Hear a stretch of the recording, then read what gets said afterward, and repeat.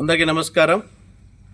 మిత్రులరా, నిన్నటి రోజున రాయచోటి వైఎస్ఆర్ కాంగ్రెస్ పార్టీ కార్యాలయంలో పాపం కొంతమంది గిరిజనులు, ఎవరైతే మన గుండా సురేంద్ర కావచ్చు, నాగేంద్ర నాయక్ కావచ్చు, చాలామంది పాపం అంతా గిరిజనులు పాపం, వాళ్ళ దగ్గర మహానుభావుడు శ్రీకాంత్ రెడ్డి గారు ఎట్ట తిరిగి విశ్వనాథ నాయక్ మీద ఒక స్టేట్మెంట్ రిలీజ్ చేయండి, చాలా ఇబ్బంది అయిపోతుంది, ఎక్కడో రాజంపేటలో పోటీ చేసినటువంటి వ్యక్తి ఇక్కడికి వచ్చి మాట్లాడుతున్నాడు అన్నాడు. నేను ఒకటే చెప్తున్నా, నిన్న మాట్లాడినటువంటి గిరిజన నాయకుల పైన నేను ఎలాంటి మాటలు మాట్లాడను. సంస్కారం ఉంది నాకు. అరే పాపం, నేను భారత కమ్యూనిస్టు పార్టీ సిపిఐ ఉగ్గుపాలు తాగినటువంటి వ్యక్తిని, మాకు కొంచెం మినిమం ఎథిక్స్ ఉంటాయి. అంటే ఎస్సీ ఎస్టీ బీసీ బహుజన ప్రజాస్వామ్య పీడిత బిడ్డలపైన మాట్లాడొద్దని ఆనాడు నిన్ను చదువుకున్నటువంటి స్కూల్ ఏదైతే సిపిఐ ఉందో, ఇప్పుడు తెలుగుదేశం పార్టీలో కూడా మా నాయకుడు అధినాయకుడు చంద్రబాబు నాయుడు గారు కానీ, పాపం మా యువ నాయకుడు రాంప్రసాద్ రెడ్డి అన్న కానీ ఎస్సీ ఎస్టీ బీసీ బహుజన ప్రజాస్వామ్య పీడిత బిడ్డలపైన మేము ఏనాడు కూడా మాట్లాడము. అవసరమైతే వాళ్ళని హక్కును చేర్చుకుంటాం, కాపాడుకుంటాం. ఎస్, నేను మా గిరిజన వాళ్ళపైన నేను మాట్లాడను, అలాంటి గేమ్ నేను ప్లే చేయను. ఇకపోతే అయ్యా శ్రీకాంత్ రెడ్డి గారు, ఏం మాట్లాడించినావు? విశ్వనాథ నాయక్కు రాయచోటులో ఏం పని, రాజంపేటలో ఎమ్మెల్యేగా పోటీ చేసి ఓడిపోయినాడు, డిపాజిట్లు కూడా గల్లంతైనాయి అని మాట్లాడిచ్చినావు కదా. నేను చెప్తున్నా కాదా, నేను రాజంపేటలో ఎమ్మెల్యేగా పోటీ చేసిన మాట వాస్తవం. బట్ అయితే అమరన్న చేతిలో ఓడిపోయినా. నువ్వు కూడా రాయచోటులో ఎమ్మెల్యేగా పోటీ చేసినావు, మా రాముడన్న దగ్గర నువ్వు ఓడిపోయినావు. నేను అక్కడ అమరన్న దగ్గర ఓడిపోతే నువ్వు ఇక్కడ రాముడన్న దగ్గర ఓడిపోయినావు. నీకు నాకేం పెద్ద తేడా ఏం లేదు, ఇద్దరం ఓడిపోయినటువంటి వ్యక్తులమే, ఎమ్మెల్యేగా ఇద్దరం ఓడిపోయినటువంటి వ్యక్తులమే. ఇకపోతే డిపాజిట్ అనే విషయం మాట్లాడినావు కదా. 175 అసెంబ్లీ స్థానాలు ఆంధ్రప్రదేశ్ రాష్ట్రంలో వైఎస్ఆర్ కాంగ్రెస్ పార్టీ పోటీ చేస్తే 175కు ఎన్ని సీట్లు వచ్చినాయి సార్? 11 సీట్లు వచ్చినాయి. ఇప్పుడు చెప్పు, ఎవరికి డిపాజిట్లు గల్లంతైనాయో ఒకసారి ఆత్మ పరిశీలన చేసుకోవాలని చెప్పేసి సందర్భంగా తెలియజేస్తున్నా.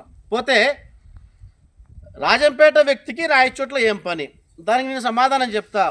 మిస్టర్ శ్రీకాంత్ రెడ్డి గారు, 2007లోనే విద్యార్థి ఉద్యమ ఉగ్గుపాలు తాగి రాయచోటి గడ్డపైన అనేక రకాల పోరాటాలు చేసి అఖిల భారత విద్యార్థి సమాఖ్య ఏఐఎస్ఎఫ్లో అనేక రకాల పోరాటాలు చేసినటువంటి చరిత్ర నాది.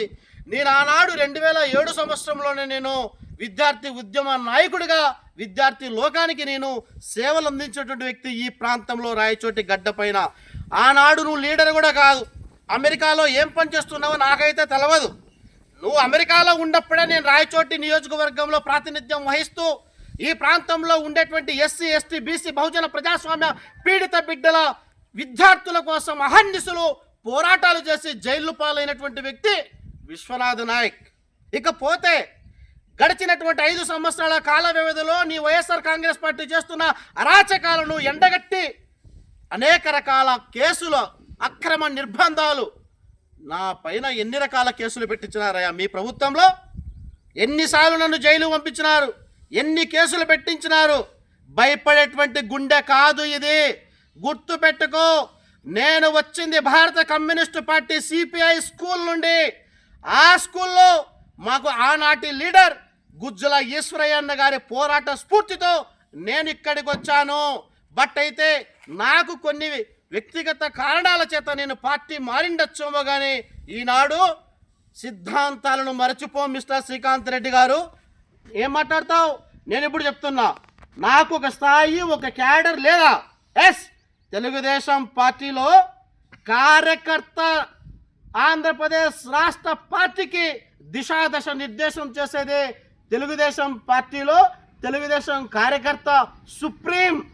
ఈ విషయం కావాలంటే నువ్వు గూగుల్లో కొట్టు, తెలుస్తుంది. తెలుగుదేశం పార్టీకి తెలుగుదేశం పార్టీ కార్యకర్త సుప్రీం.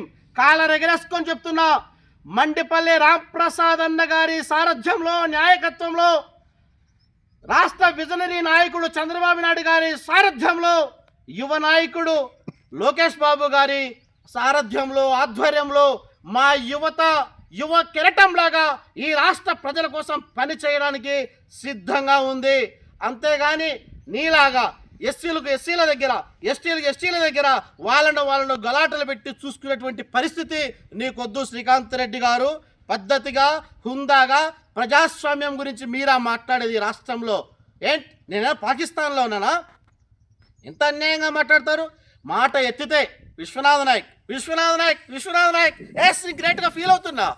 అరే, మా పార్టీ కార్యాలయం దగ్గర, మినిస్టర్ పార్టీ కార్యాలయం, తెలుగుదేశం పార్టీ కార్యాలయం దగ్గర మేము దాదాపు 100 మంది ఏంది నీ సాక్షికి మనస్సాక్షి లేనటువంటి సాక్షి పత్రికను దహన కార్యక్రమం చేస్తే విశ్వనాథ్ నాయక్ ఒక్కడు కనబడ్డాడు. శ్రీకాంత్ రెడ్డి గారు నీకు ఒక్కడు కనబడ్డాడు విశ్వనాథ్ నాయక్?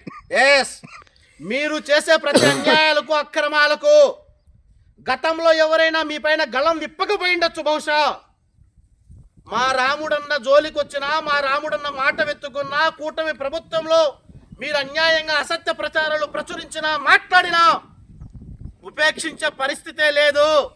నువ్వు ఎంతమందిని నీ తుతుంపురాలను ఏమైనా చేసుకో, నాకు అభ్యంతరం లేదు.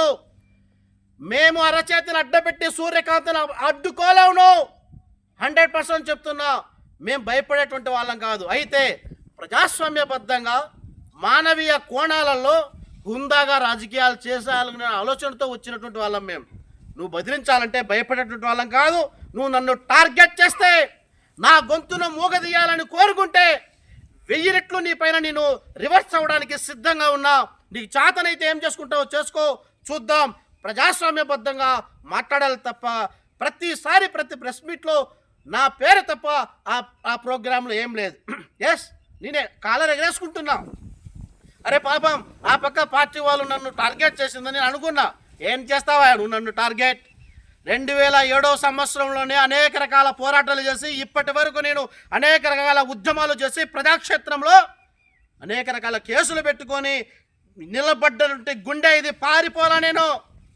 కాబట్టి మరొక్కసారి చెప్తున్నా, మా దళిత గిరిజనుల బిడ్డల దగ్గర నువ్వు ప్రెస్ మీట్లు పెట్టించి పాపం వాళ్ళని ఇబ్బంది పెట్టి నువ్వు నన్ను ఏదో బెదిరించాలనుకుంటే అది నీ భ్రమ.